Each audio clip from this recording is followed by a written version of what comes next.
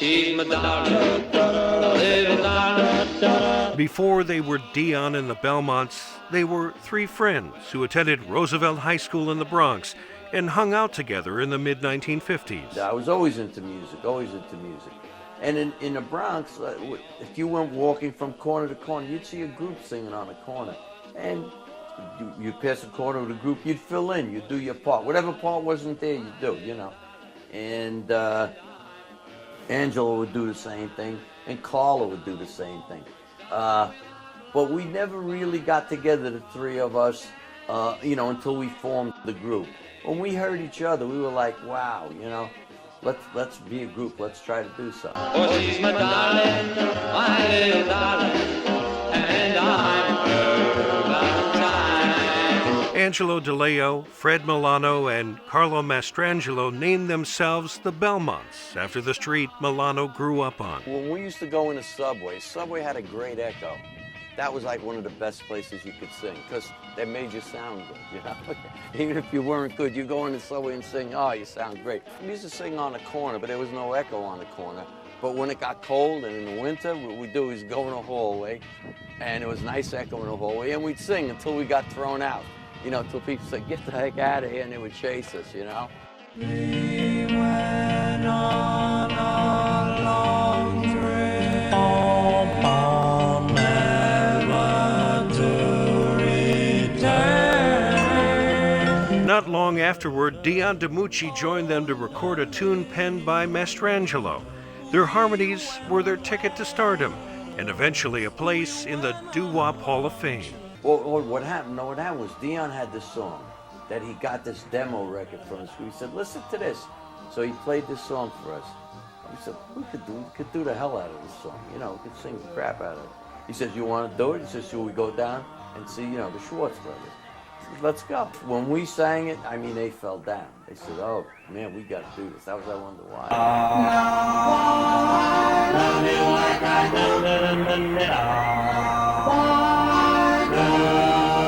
We did it, and that was it. You know, that was the beginning.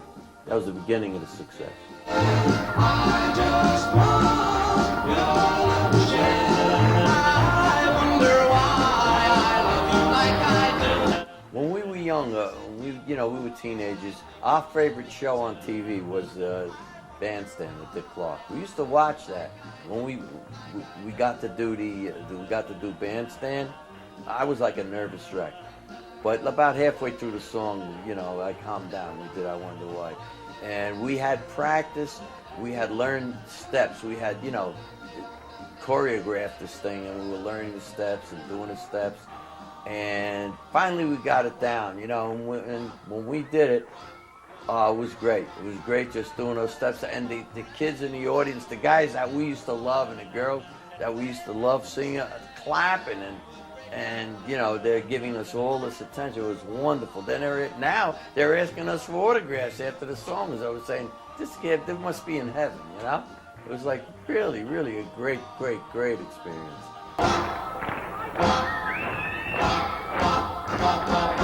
We were the first white act to do the Apollo Theater. I'm sure you knew that, but we were there with the Clovers. Oh man, were they great. You know, harmony, you know, we love harmony. And they did such nice harmony. It was like, how come we don't sound like that? You know, it was like, and so, you know, we had some good experiences, and, you know, with good people. A fan favorite among doo-wop groups of the era, the act found itself on several tours, including the now infamous Winter Dance Party Tour of 1959. This was such a unique tour. It was like a tour that was put together for our own enjoyment. You know, we're hearing all this different kinds of great music come from these great guys, you know? It was like, this is going to be like a great tour. Why must I be a teenager in love? I cried a tear. But by that time, Angelo had been drafted into the U.S. Navy, so Dion and the Belmonts became a trio for the tour. We had to change our parts to try to do three guys doing four parts, you know what I mean? We did miss him. We miss him a lot because we're a group, you know. You know, the girls would scream so much, as Carlo recalls, the girls would scream so much they couldn't hear us anyway. They didn't know what the heck we were singing, or at least not the parts, if there was any part missing, you know. But we missed it.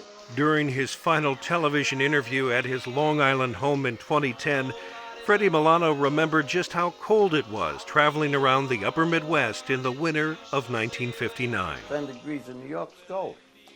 17 degrees below zero. 35 degrees below zero. 20 degrees below zero. This is cold that we've never experienced. As far as we're concerned, we're in the South Pole. It's so cold, you breathe in and the hairs in your nose freeze, you know? If you had a mustache, you got all icicles on your mustache. It was really cold. Buses with mechanical breakdowns and faulty heaters prompted Buddy Holly to charter a plane to avoid a long bus ride following an early February show at the Surf Ballroom in Clear Lake, Iowa. I do blame GAC. Yes, I do.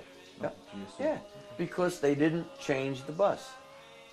They kept that bus, trying, you know, to increase their profits, whatever they might be, or lessen their losses, whatever it was. It was their. I blame that decision they made on their deck. Holly, J.P. the Big Bopper Richardson, Richie Valens, and pilot Roger Peterson were found in the wreckage north of Clear Lake the next morning. Milano and the others who took the bus to Moorhead, Minnesota, didn't get the news until they arrived that afternoon. It was like a shock. It was disbelief. Like, wait a second, what are you talking about? So we all ran into the hotel like, we got to go check this out, you know? And it kind of like, we got to get someone else to say that before we believe it, you know?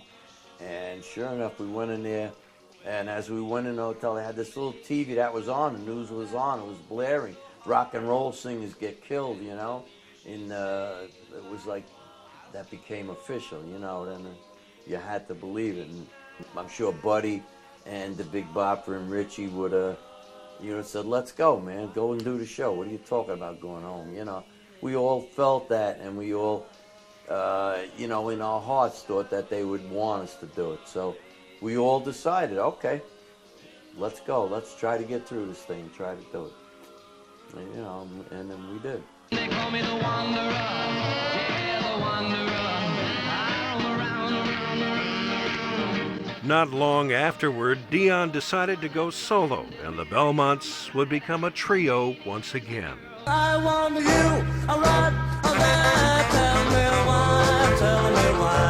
why my heart skips a beat. After several recordings in the early 1960s and an exit by Mastrangelo, the Belmonts would team up with Dion again in 1972 for a performance at Madison Square Garden and a live reunion album. It was great as far as the audience was so, it was overwhelming. It was really overwhelming. It was a wonderful, wonderful night, yeah. And we belong together.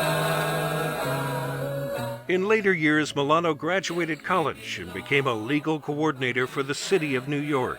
He and DeLeo added 2 other members to the Belmonts lineup and continued to perform several dates each year, including one as a part of the Winter Dance Party at the Surf Ballroom in 2008. I couldn't wait to get there because I wanted to see if I recognized any of the Surf Ballroom itself. You know, the physical characteristics, like if I remembered, I would remember when I got in there, you know. I remembered the dressing room. I remember playing cards in that dressing room. What we would do is we would play poker, and whoever was on the stage couldn't play, but then when they came down, one of us went up, but it was always like one guy short playing poker. We performed on a stage. It was like, when we went on there, it was like, not that there were ghosts, but it was more than a regular show, you know? It was, and the audience was wonderful, you know? I love you so. What keeps you performing? It's the music and the audience, but mainly the music. We love the music, you know, and we, in our lives not on the stage, we don't get a chance to do the music, to sing together. This gets us together to sing, you know, it's like a great thing. It's really a wonderful thing that we're able to still do it, you know?